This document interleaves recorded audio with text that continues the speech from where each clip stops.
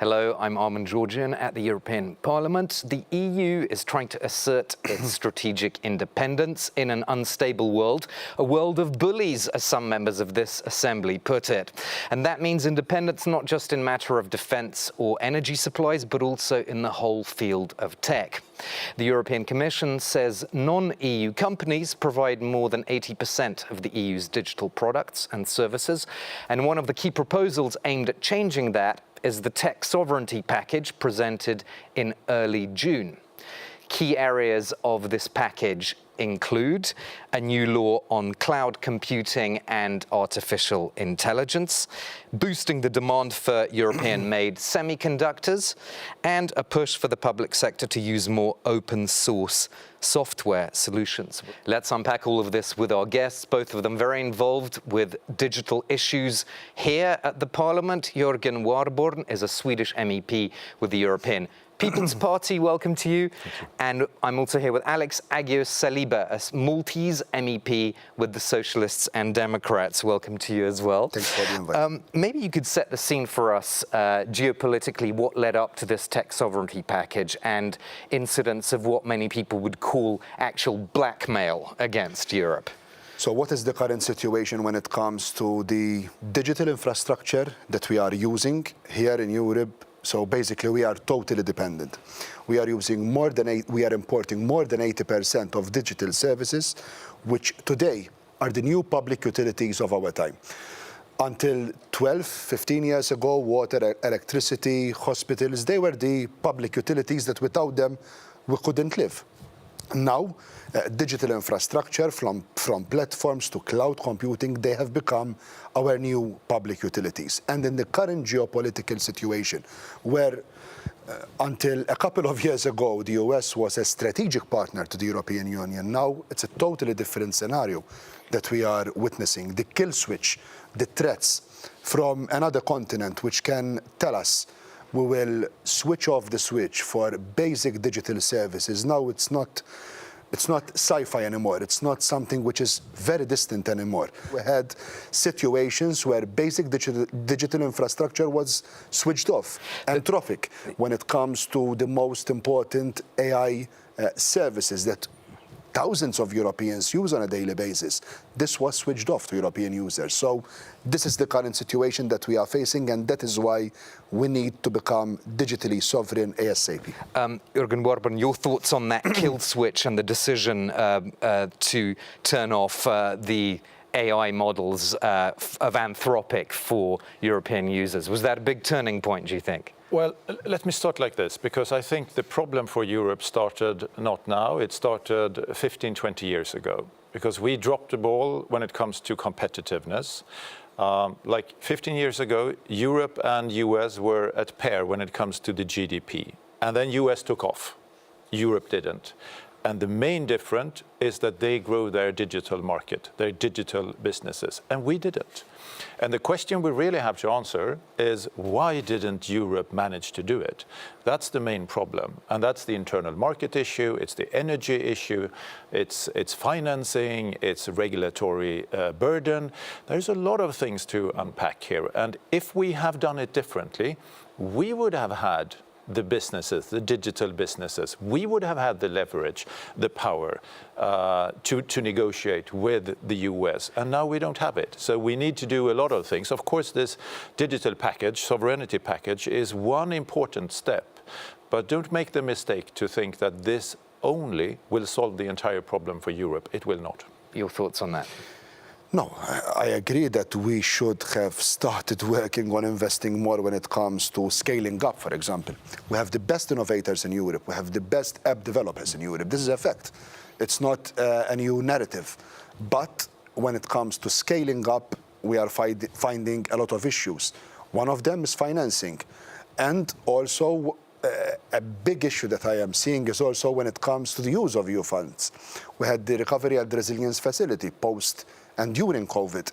There we had funds specifically which were addressing also digital infrastructure. Where were we spending European funds when it comes to utilizing digital infrastructure? We continue to invest in US hyperscalers. Instead, of investing locally within Europe. Therefore, I think it's also a question of priorities, and it's also a question of European public procurement, choosing European. I agree, but I also disagree, because I think public money will not be the solution. It has certainly not been the solution in the US. I mean, European entrepreneurs, brains, talents, they found their business in Europe, and then when they need financing, they fly to California and they get the checks there. That's what we have to change. We have to create incentives to use private money, and that's why we have this ISK model in Sweden, where you incentivize private money to go into businesses. If we can do that in Europe, we would be able to scale European businesses in Europe, and that will create jobs, prosperity, and the sovereignty that we need. So that is one of the most important things to do, actually, at this present moment. Alexakis, do you think the real problem then is this weak market position globally that Europe has on investment in AI and cloud technologies? Most of the funding is going to other parts of the world, and actually investment in these things is much higher in China or the US than it is in Europe. As your colleague is saying, that has a lot to do with the fragmentation of the single market as well. No, it's definitely a question of our single market. We have to continue to invest when it comes to the digital part of our single market. That is a fact. But at the same time, I don't believe that the problem, and here maybe we can disagree a little bit also with EPP when it comes to regulatory burden. We don't see our digital acquis as a regulatory burden for European industries.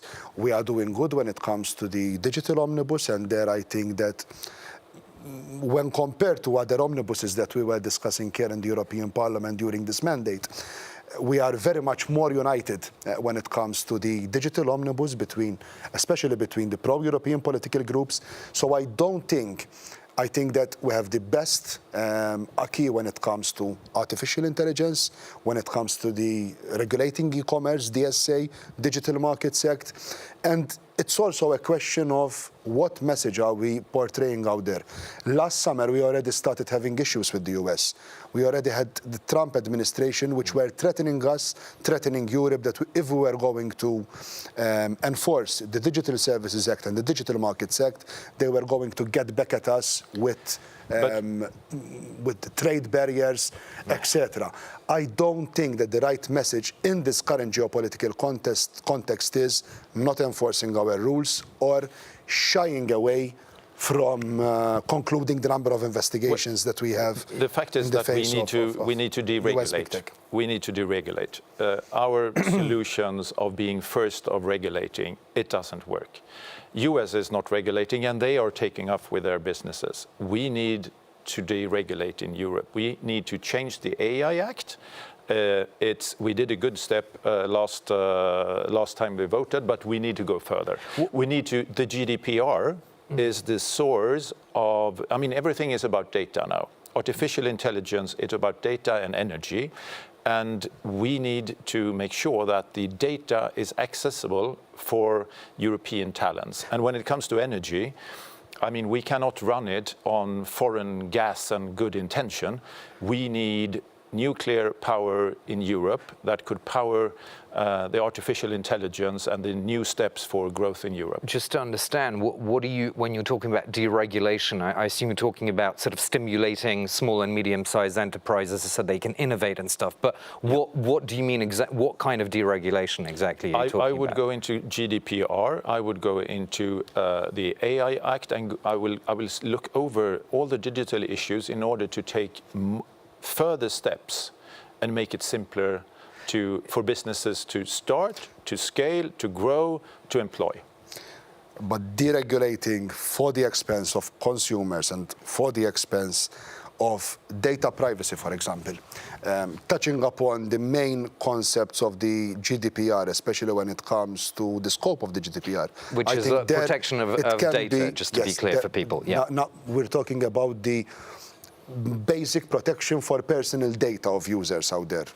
So there I think it will be a step too far, which will not incentivize European businesses, but it will continue to incentivize more US hyperscalers who are thriving on private data of European citizens. At least with the current framework of the GDPR and the data laws, data acquis that we have, at least we are protecting our users to a certain extent. I'm not talking about scrapping the entire GDPR, but I'm talking about changing the needle in order to make sure that we have better possibilities for businesses to utilize the data for artificial intelligence. Because I'm quite certain that we are too risk.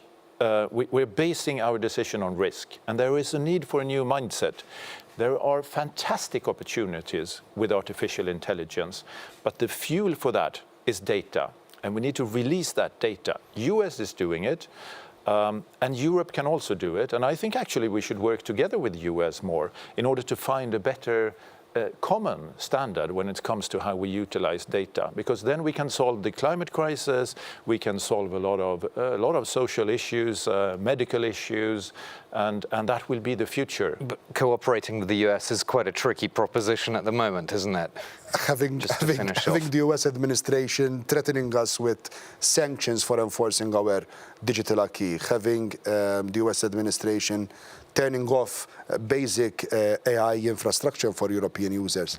I don't think that it is the right messaging from the other continent to work together. Therefore, it is so important for us to be resilient, not only when it comes to defense and security, but resilient when it comes to infrastructure, when it comes to software, when it comes to the digital ecosystem. I think you obviously both share the instinct for digital sovereignty, but how you actually achieve it is very different according to which political persuasion you're from. But thank you so much to both of you, Alex Agius Saliba and Jürgen Warborn. That's all for this episode of Talking Europe. Thanks for joining us.